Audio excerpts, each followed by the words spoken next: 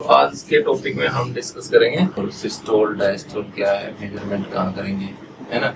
और systole diastole देखना क्यों जरूरी है।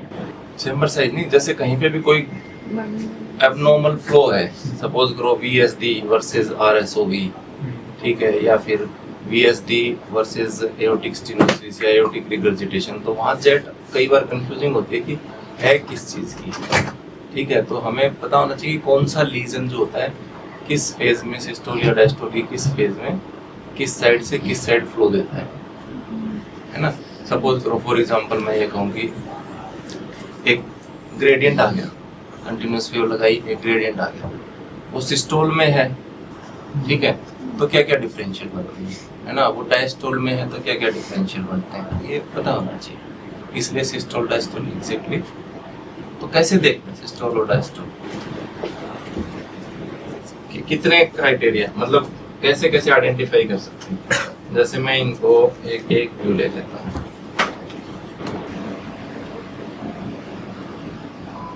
ठीक है। जैसे ये इमेजेस ले लिया हमने, हाँ? अब इस इमेज में सिस्टोल कब है डायस्टोल कब है, इसको आइडेंटिफाई करने के कितने तरीके हैं, कैसे कैसे कर सकते हैं।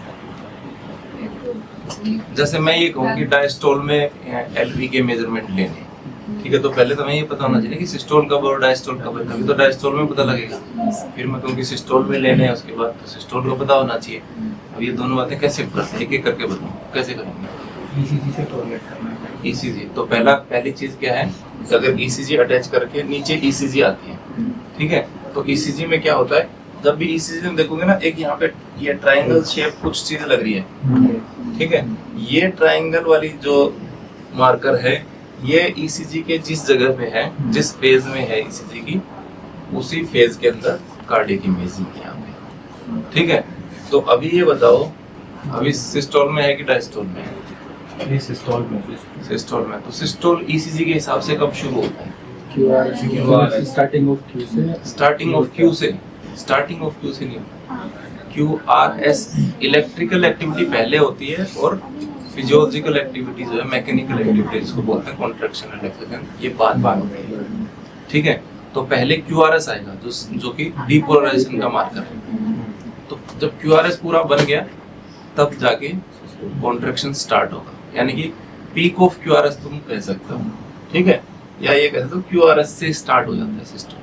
लेकिन QRS के इनिशियल से नहीं होता, नहीं, पहले पूरा डीपोलराइजेशन होना चाहिए, ठीक है। तो QRS से स्टार्ट करके और कहाँ तक जाता है,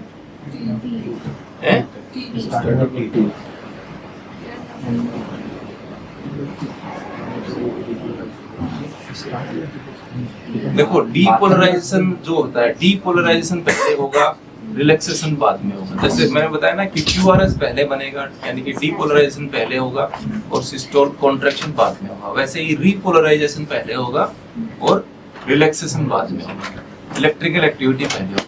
तो रीपोलराइजेशन पूरा जो ST और T पूरी होती है, वो क्या होता है, रीपोलराइजेशन होता है। जब पूरी T बन के खत्म हो जाएगी, उसके बाद डी जो है डायस्टोल जो है, यहाँ से इलेक्ट्रिकल डायस्टोल पूरा हो जाएगा, ठीक है। लेकिन जो मैकेनिकल डायस्टोल है वो तब तक चलेगा जब तक अगला डीपोलराइजेशन नहीं होता। यानी कि QRS से स्टार्ट करके सिस्टोल स्टार्ट हो गया, ठीक है, और सिस्टोल स्टार्ट होने के बाद जैसे देखो यहाँ से सिस्टोल स्टार्ट हो गया, ठीक है। अभी सिस्टोल जब डीपोलराइजेशन हो गया, जब T वेव पूरी बन चुकी है, जब तक रीपोलराइजेशन पूरा नहीं हो जाएगा, रिलैक्सेशन स्टार्ट नहीं होगा। रीपोलराइजेशन कंप्लीट कब तक हो गया, T वेव कंप्लीट हो गई। तो यानी कि ऑनसेट ऑफ QRS से लेके एंड ऑफ T वेव तक जो फेज है वो सिस्टोलिक है, ठीक है। और एंड ऑफ T से लेके अगला QRS जब तक नहीं आ जाए तब तक क्या है, डायस्टोलिक है। अब उसमें अर्ली डायस्टोल, मिड डायस्टोल और ये सब थोड़े थोड़े गैप पे कर सकते हैं। ये बिल्कुल मतलब T के बिल्कुल बाद का अर्ली डायस्टोल है, फिर आगे हो जाके, ठीक है। जब P वेव होती है, P वेव, ठीक है, P वेव का रिलेशन एट्रिया से होता है, उससे नहीं होता। तो P वेव, पहली बात क्वेश्चन है कि P वेव सिस्टोल में होती है कि डायस्टोल में होती है। P वेव डायस्टोल में, क्योंकि मैंने बताया जब तक अगला QRS नहीं आएगा तब तक जो भी हो रहा है वो क्या है, डायस्टोल है। सिस्टोल डायस्टोल वर्ड जो होते हैं वो एलवी के लिए यूज किए जाते हैं, वेंट्रिकल के लिए यूज होते हैं, एट्रिया के लिए नहीं होते हैं, ठीक है। हालांकि एट्रिया का सिस्टोल तो पी है खुद का, लेकिन उसको वो सिस्टोल वर्ड यूज नहीं करते, ठीक है। तो पी जो होती है ना, पी, तो जैसे हम माइटल फ्लो देखते हैं, माइटल के अंदर जो ई ए देखते हैं, ठीक है, वो कौन सी फेज में देखते हैं? डायस्टोल, क्योंकि डायस्टोल में माइटल वाल्व ओपन है और उस टाइम पे ब्लड आ रहा है, उस टाइम के अंदर देखते हैं। तो उस टाइम ईसीजी में क्या होगा? जब माइटल वेव के अंदर ई ए बन रही होगी तो ईसीजी का ये मार्कर कहाँ पे होगा? पी के पहले, पी के ऊपर, पी के बाद।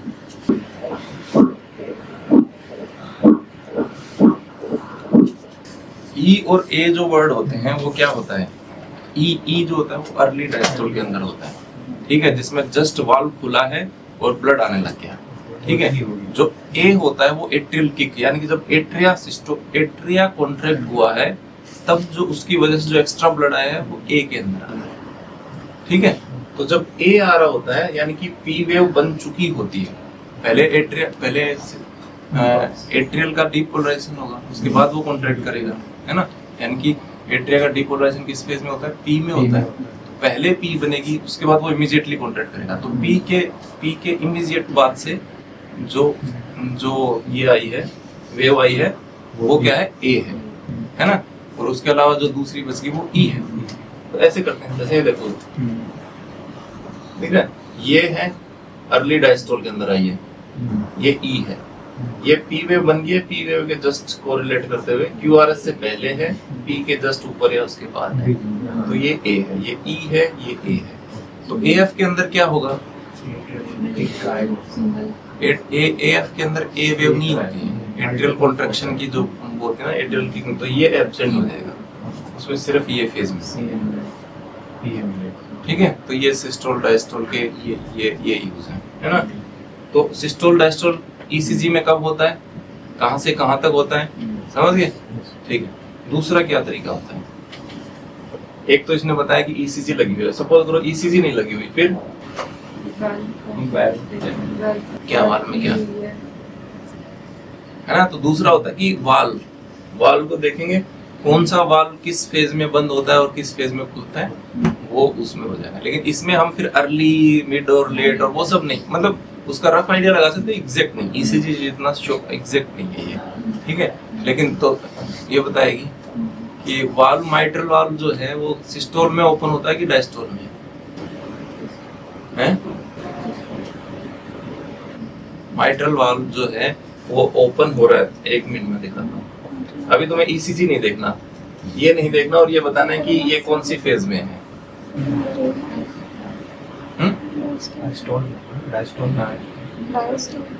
कोई कंफ्यूजन है क्या? डायस्टोल में होता है ना, तो ये पता होना चाहिए कौन से फेज में कौन सा वाल्व खुलता है, कौन सा वाल्व बंद होता है। तो जो माइट्रल वाल्व है, जब वेंट्रिकल रिलैक्स करता है तो माइट्रल वाल्व ओपन होता है, जब वेंट्रिकल कॉन्ट्रैक्ट करता है तो माइट्रल बंद हो जाएगा और कौन खुलेगा?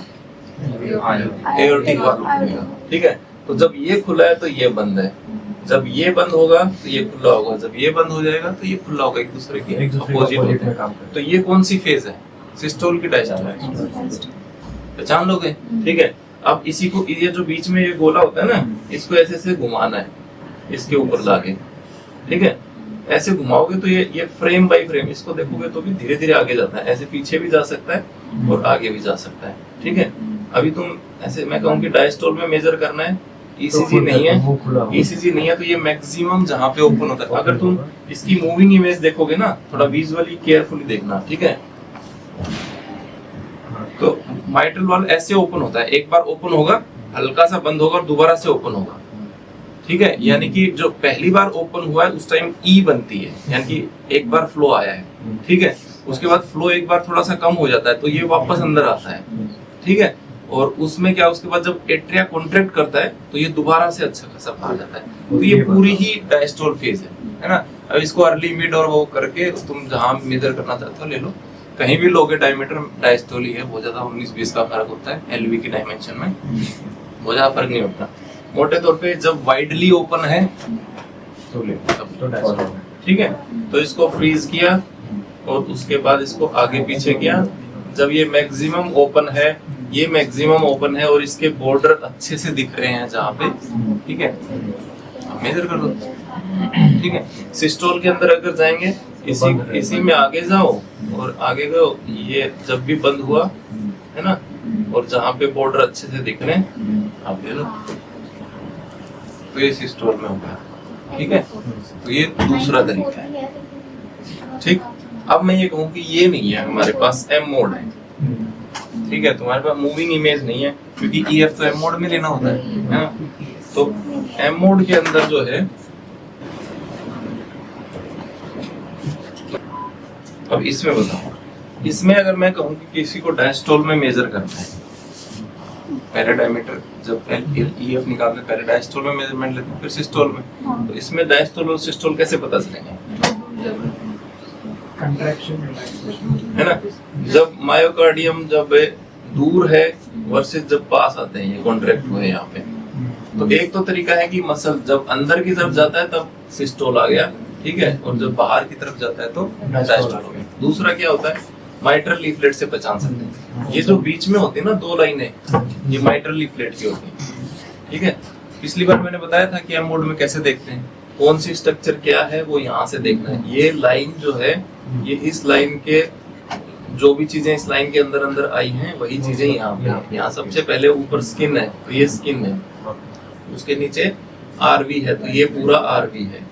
समय के साथ आरवी में क्या हो रहा है वो हमें यहाँ पता लगेगा, ठीक है, समय के साथ सिस्टोल और डायस्टोल में। लेकिन चैम्बर क्या रहेगा, आरवी एक ही जगह पे होगा। आरवी में यहाँ क्या हो रहा है और यहाँ क्या हो रहा है नहीं पता लगेगा, इस लाइन में क्या हो रहा है एग्जैक्ट एक पर्टिकुलर जगह पे देख रहे हो। ठीक है, हाँ ठीक है, तो ये हो गया। उसके बाद नीचे क्या आ जाएगा, यहाँ नीचे क्या इंटरवेंट्रिकुलर सेप्टम है, तो ये बीच की लाइन इंटरवेंट्रिकुलर सेप्टम है, उसके नीचे एलवी है, इसके नीचे ये AML और PML है, ये anterior mitral leaflet, posterior mitral. तो यहाँ भी एलवी के बीच में जो दो लाइनें निकल रही हैं, ये क्या है, एक AML है, ये AML है और ये PML है। तो AML जो है इसके अंदर, AML डायस्टोल के अंदर एंटीरियरली, यानी कि ऊपर जो है वो एंटीरियर होता है, चेस्ट ऊपर है ना, एंटीरियर है, तो यहाँ पे ये एंटीरियर है, ये पोस्टीरियर है। तो AML जो है वो डायस्टोल में एंटीरियरली मूव करता है कि पोस्टीरियरली? डायस्टोल का मतलब है खुल रहा है, खुल रहा है, तो उसमें AML की मूवमेंट क्या होती है, एंटीरियर की तरफ, एंटीरियर। ठीक है, और PML की क्या होती है, पोस्टीरियर मूवमेंट है ना। देखो ये बीच में था और ये एंटीरियर मूवमेंट की, जैसे ये एंटीरियर मूवमेंट हुई इसका मतलब यहाँ ओपन हो गया। ठीक है, और PML किधर मूव करता है, डायस्टोल पोस्टीरियरली, तो PML यहाँ तक ठीक था और पीछे बाद में पोस्टीरियरली ठीक किया। ये जितना मतलब इसके अच्छे से काटोगे उतनी अच्छी इमेज दिखेगी, है ना। तो ये होता है, तो ये AML PML है, इसकी ये सिस्टोल है, डायस्टोल है। ठीक है, और क्या देखते हैं इसके अंदर, EPSS बोल रहे हैं बार बार, क्या होता है EPSS? EPSS होता है E पॉइंट सेप्टल सेपरेशन। ठीक है, जैसे E और A होते हैं, E और A माइट्रल फ्लो के टाइम देखते हैं ना, E क्या था, अर्ली डायस्टोल, यानी कि E के टाइम में माइट्रल लीफलेट एक बार खुला है, फिर हल्का सा रिलैक्स हुआ है, फिर A के टाइम में दोबारा खुला है, ये होता है ना। यानी कि अगर हम M मोड में जाएंगे तो हमें दिखेगा कि ये जो है एक बार खुला है अच्छे से, ठीक है, फिर अंदर गया है, और बाद में दोबारा से हल्का सा, देखो यहाँ हल्की सी नोच दिख रही है, ये एक बार दोबारा से हो गया, इसमें देखोगे अच्छे से दिख रहा है, ये खुला है, ठीक है, फिर अंदर गया है और फिर दोबारा से हल्का सा खुला है ना। तो इसका मतलब ये जो पहली बार मैक्सिमम खुलने वाली बात है ना, ये E पॉइंट है, ये E है। तो जो मिड में ऐसे आगे बताऊंगा, है ना, ये E बन गया है, यानी कि माइट्रल वाल्व जब पहली बार खुला है मैक्सिमम, ये E पॉइंट है, यहाँ E पॉइंट है। ठीक है, तो EPSS की फुल फॉर्म क्या होती है, E पॉइंट सेप्टल सेपरेशन। तो यहाँ पे इस E पॉइंट पे इसकी और इसकी जो डिस्टेंस है सेप्टल की, ठीक है, यानी कि मैं अगर इसको मेजर करूं यहाँ से यहाँ की जो डिस्टेंस है, ठीक है, ये इसको, इस डिस्टेंस को बोलते हैं E पॉइंट सेप्टल सेपरेशन। ठीक है, तो ये अगर 6 या 6 से कम होती है तो ये नॉर्मल होती है, कम होनी चाहिए, यानी कि जितना अच्छे से खुला है, यूजुअली रिलैक्स कॉन्ट्रैक्शन रिलैक्सेशन जो होते हैं ना, ये जितना अच्छे से खुला है उतना ही सिस्टोलिक फंक्शन अच्छे होंगे, है ना। तो ये इसको बोलते हैं ई पॉइंट सेप्टल सेपरेशन, ऐसे तो एलवी फंक्शन असेस करने का कि गुड है कि बैड है ना। तो ये होता है, लेकिन इसके लिए अच्छी प्रॉपर इमेज बननी चाहिए। इसी चीज को तुम इसमें भी कर सकते हो, बजाय कि एम मोड में। एम मोड में करना ज्यादा एक्यूरेट है, क्योंकि तुम्हें एग्जैक्ट पता चल रहा है कि ये ई बन चुकी है फिर, है ना। और उस एक पॉइंट ही पता एम मोड के अंदर, हाँ एम मोड के अंदर जो जो वो होता है ना, क्या बोलते हैं उसको, रेजोल्यूशन जो होता है वो थोड़ा ज्यादा अच्छा होता है ना। कर इसमें भी सकते हो, जैसे ये है, ठीक है। इसमें मैं डायस्टोल में ओपन किया, ये डायस्टोल हो गया, ठीक है। अब इस डायस्टोल के अंदर यहाँ से यहाँ की डिस्टेंस मेजर कर लूँ, लेकिन एम मोड ज्यादा है, ठीक। तो ये हो गया। तो दो तरीके देखिए हमने, या तो ईसीजी से, या कौन सा चेम्बर कॉन्ट्रैक्ट कर रहा है, कौन सा वाल्व बंद हो रहा है, कौन सा वाल्व खुल रहा है, इससे हमें एविडेंस मिल जाएगा कि क्या फेज चल रहा है। नेक्स्ट है कि मेजरमेंट, ठीक है, कहाँ पे लेते हैं ईएफ निकालने के लिए, मेजरमेंट कहाँ पे लेते हैं एग्जैक्टली। जब एम मोड काटते हो तो M mode should be through the tip of mitral leaflet, यानी कि मैं तुम्हें बताता हूँ करके। करवट लेना है, देखो एक तो मैं ये मोड ले लिया,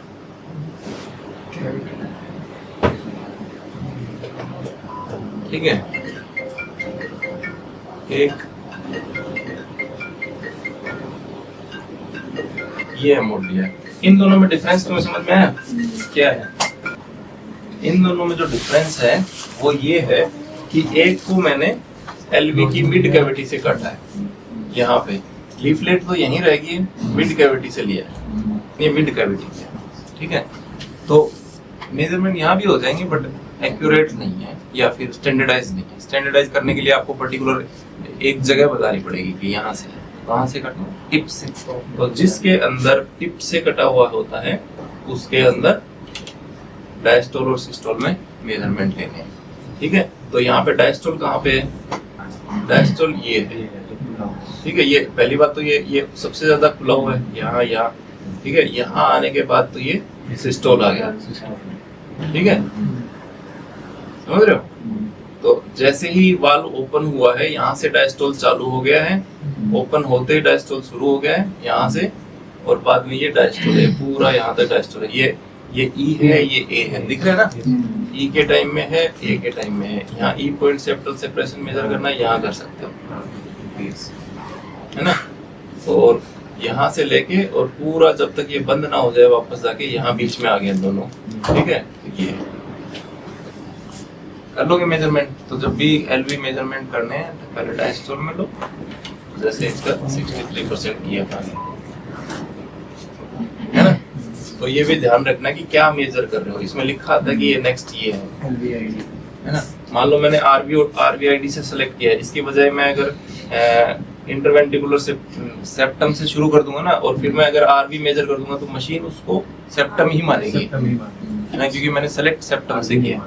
तो आरवीआईडी से सेलेक्ट करके स्टार्ट करूंगा तो वो ऑटोमेटिकली नेक्स्ट ये थोड़ा सा उस टाइप पे ध्यान रखना है ना। तो हो गया सिस्टोल डायस्टोल। अब आता है ई और ए। वैसे तो मैं ऑलरेडी बता चुका हूँ, लेकिन ई और ए जो होते हैं क्या देखते हैं, करवट लेना थोड़ा सा कम, हाँ बस।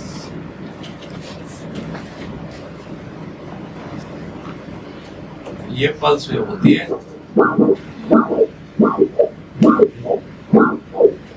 ठीक है। ई ए है। अभी इसके अंदर ई पॉइंट, ई पे क्या लेते हैं, एक तो इनकी पीक मेजर करते हैं, जो ई और ए वेलोसिटी जो लिखी जाती है ना वो होती है। दूसरा यहाँ पे क्या लेते हैं, डी एक्सेलरेशन टाइम लेते हैं, ठीक है। हाँ, डी एक्सेलरेशन टाइम कैसे आएगा, देखो ये तो पीक वेलोसिटी बता दी इसने, है ना। और यहाँ पे कलेक्ट करके यहाँ से जब स्लोप लोगे तो ये अपने आप टाइम बता देगा 193 मिलीसेकंड, ठीक है। तो ये हो गया। और दूसरा इसके अंदर ये ई हो गया। अब इसमें जो ई वेलोसिटी और ए वेलोसिटी है, इन दोनों का जो रेशियो होता है वो ई बाई ए होता है। तो तुम्हें जो बुक में दी हुई है चार्ट की ई बाई ए, ये हो तो ये है, ये हो तो ये 0.75 से 1.5 तक अगर ई बाई ए रेशियो है तो वो नॉर्मल होता है, ठीक है। लेस देन 0.75 है ग्रेड 1 डायस्टोलिक डिसफंक्शन।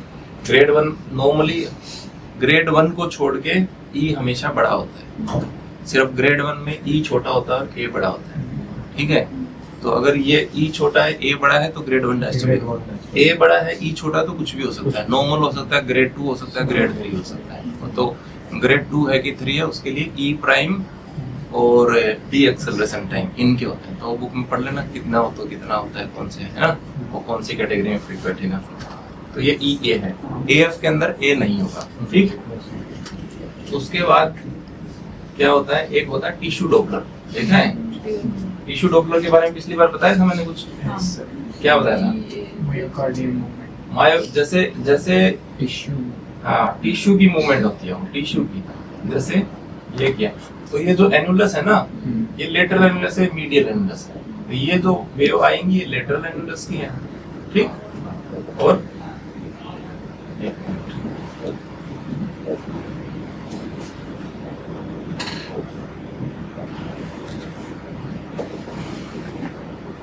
ये दिख रहा है, ये लेटरल एनुलस है, ये मीडियल एनुलस है, ठीक है। टिश्यू डॉपलर कलेक्ट दबाओ और इसको यहाँ पे ले जाओ, इसको जो इसको क्या बोलते हैं, सैंपल वॉल्यूम को, है ना, और इसको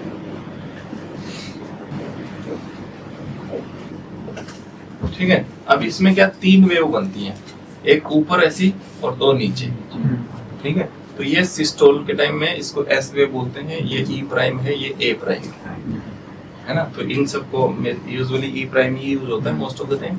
इसको ऐसे मेजर करोगे तो इसकी ये आ जाएगा मेजरमेंट वेलोसिटी, ठीक है। तो ब्लड की वेलोसिटी नापने के लिए क्या क्या क्या यूज करते हैं, पल्स वेव। लेकिन टिश्यू, कोई भी पर्टिकुलर टिश्यू जो है वो कितना रैपिडली मूव कर रहा है उसके लिए क्या करते हैं, पल्स वेव, ये क्या कहते हैं, टीडी, ठीक है। तो ये टिश्यू डॉपलर है, एस ई प्राइम ए प्राइम, क्लियर। इसका यूज क्या है, इसकी यूज है, इम्प्लीकेशन क्या है, वो डायस्टोलिक डिसफंक्शन।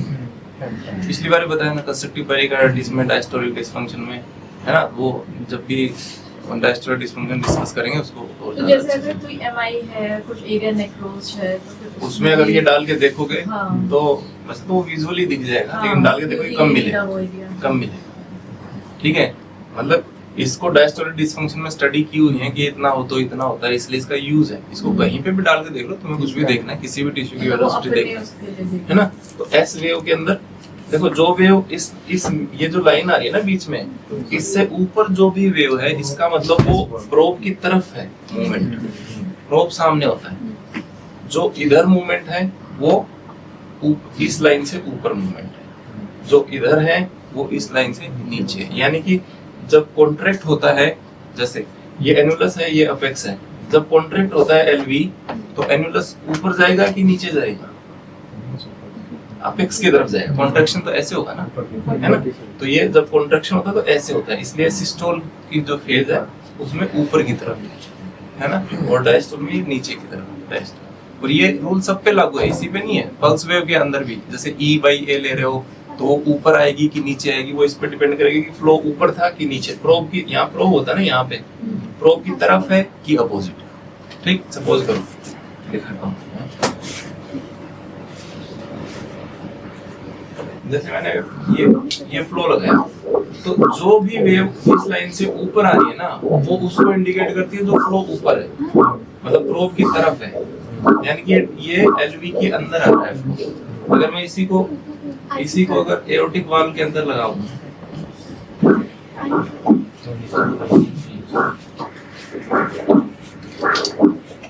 ठीक है, तो ये और ये, अब कोई पूछे तुमसे कि ये एओर्टिक है कि ये एओर्टिक है, कैसे पता लगेगा? एओर्टिक फ्लो जो है वो ये है कि ये है? वो तो नीचे की तरफ। क्यों? हाँ, क्योंकि प्रोब यहाँ है, अपेक्स पे प्रोब है, एओर्टा ऊपर है। अगर यहाँ से सोचना है तो ऐसे सोचो, यहाँ से सोचना है तो अपेक्स यहाँ है, दूर गया, यानी कि इस बेस लाइन से नीचे आएगा कि ऊपर आएगा? नीचे आएगा। तो ये है क्या? Aortic flow. ये माइट्रल वाला है, क्योंकि माइट्रल और एओर्टा के बीच में रखा होगा ना वो सैंपल वॉल्यूम, ठीक है। दूसरा क्या, किससे देख सकते हैं? ईसीजी से। ये क्यूआरएस के जस्ट बाद में, तो ये सिस्टोलिक फेज में। तो जो सिस्टोलिक फेज का फ्लो है वो क्या है? एरोटिक फ्लो है, क्योंकि एरोटा में सिस्टोल में एरोटा ओपन होगा, सिस्टोल में तो माइट्रल बंद हो जाएगा, उसमें फ्लो होगा ही नहीं, है ना। तो ये फ्लो तो सिस्टोल में नहीं हो सकता, ये डायस्टोल में है, टी के बाद है, डायस्टोल फेज में है, तो ये डायस्टोलिक फ्लो है, कहीं भी है डायस्टोलिक है, एरोटिक तो नहीं हो सकता डायस्टोल में, है ना, अनटिल अनलेस रिगर्जिटेशन है कुछ हो। तो ऐसे एक दूसरे से इंटरप्रेट, एक दूसरे से लिंक करके करना है ना। अगर ये वीडियो आपको पसंद आई हो तो अपने दोस्तों के साथ ज़्यादा से ज़्यादा शेयर करें, लाइक करें, सब्सक्राइब का बटन दबाना ना भूलें।